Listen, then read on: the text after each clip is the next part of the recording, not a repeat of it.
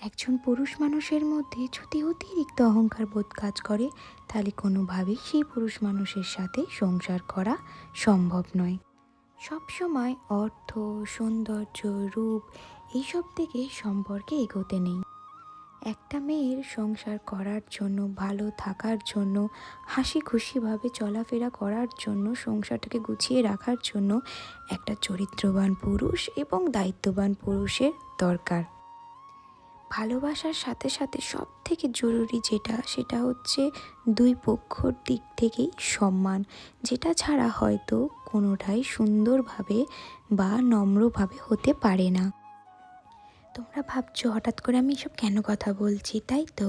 তোমরা কম বেশি সবাই জানো যে এখন সোশ্যাল মিডিয়ায় একটা বিষয় নিয়ে কতটা ঝড় উঠেছে।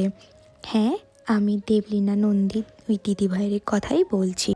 সত্যিই তো, কি নেই তার? যেমন রূপ তেমন গুণ, কি দারুণই না তার গানের গলা। ওই যে কথায় আছে না, রূপে লক্ষ্মী আর গুণের সরস্বতী, তার সত্যিই জলজ্যান্ত উদাহরণ যেন দেবলীনা নন্দী দিদিভাই। একটা মানুষের ঠিক কতটা দেওয়ালে পিঠ থেকে গেলে এমন একটা কঠিন ডিসিশন নিতে পারে। একটা মানুষ সবার প্রথমে সে নিজেকে ভালোবাসে, আর সেখান থেকে দাঁড়িয়ে যখন সে এরকম একটা ভয়ানক সিদ্ধান্তে দাঁড়ায়, তখন তার যে কী পরিণতি হতে পারে সেটা কোনো মেয়েকে বা কাউকে তুলে ধরতে হবে না বা বোঝাতে হবে না। হ্যাঁ, সবাই যে এরকম সিদ্ধান্ত নেয় তা নয়, জানো তো। কারণ অনেকেই আছে যারা এরকম সিচুয়েশনে নিজেকে অনেকটা শক্ত করে ধরে রাখতে পারে, নিজের লোকেদের সাথে, কাছের মানুষদের সাথে যুদ্ধ করতে পারে। কিন্তু হ্যাঁ, সবাই তো সমান হয় না।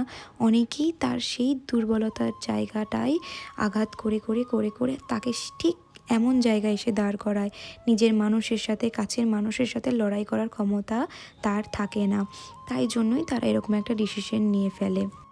যাদের যাওয়ার জায়গা আছে, অন্য রকমভাবে হয়তো সেখান থেকে বেরিয়ে আসার রাস্তা আছে, তারা হয়তো এই পদক্ষেপগুলো নেয় না। কিন্তু যাদের কোথাও যাওয়ার জায়গা থাকে না, বা হয়তো সেই জায়গা থেকে বেরিয়ে আসার ক্ষমতাটাও রাখে না, তারাই কিন্তু এইরকম ভয়ানক একটা সিদ্ধান্ত নিতে বাধ্য হয়। নয়তো কেউই চায় না তার গোছানো সংসার ফেলে বা সব কিছু সাজানো জিনিসটাকে ফেলে রেখে ছেড়ে চলে যেতে। আজ হয়তো সে একটা বড় সেলিব্রিটি বলে এই ঘটনাটা আমরা দেখতে পাচ্ছি, জানতে পারছি, সবাই মুখে মুখে চর্চা করছে। কিন্তু যারা ভাবো যে এরকম তাদের সাথে রোজই ঘটছে, অথচ আমাদের পিঠ পিছনে এরকম কত মানুষ এত এত রকম কষ্ট, এত দুঃখ যন্ত্রণার মধ্যে থেকে তাদের কাছের মানুষদের ছেড়ে চলে যাচ্ছে, সেগুলো কিন্তু আমরা জানতেও পারছি না। ভাবতে গেলে সত্যি ভারী অবাক লাগে, তাই না? মেয়েদের নিজেদের কিছুই হয় না, না বাড়ি আর না সংসার।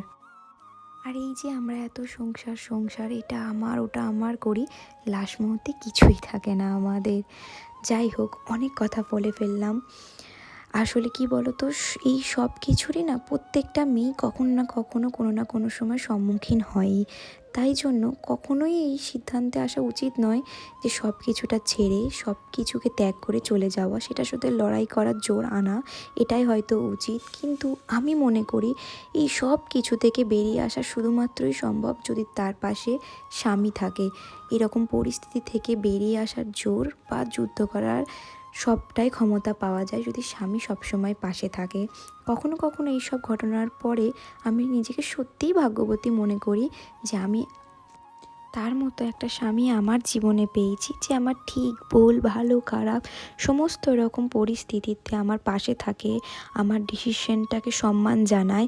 আর আমি চাই যেন ও সারা জীবন আমার সাথে এইভাবেই আমার প্রত্যেকটা ডিসিশনে ঠিক ভুলটা সবটা ধরিয়ে দেয় এবং আমার পাশে থাকে। কারণ এখন সত্যি কথা চলার পথে এরকম একজন জীবনসঙ্গী পাওয়াটাই বড় কথা, নাকি অর্থ, রূপ, সৌন্দর্যর পিছনে ছুটে গিয়ে নিজের জীবনটাকে শেষ করে ফেলার কথা। অনেক বড় বড় হয়তো কথা বলেছি, যেটা হয়তো আমার সত্যিই ভাবিনি কখনো এরকম কথা আমি আমি নিজে রিয়েলাইজ করে সেগুলো বলবো। তো যাই হোক, চলো আজকের মতো টাটা, বাই বাই। দেখা হচ্ছে আবার নেক্সট কোনো ভিডিওতে। চলো টাটা, বাই।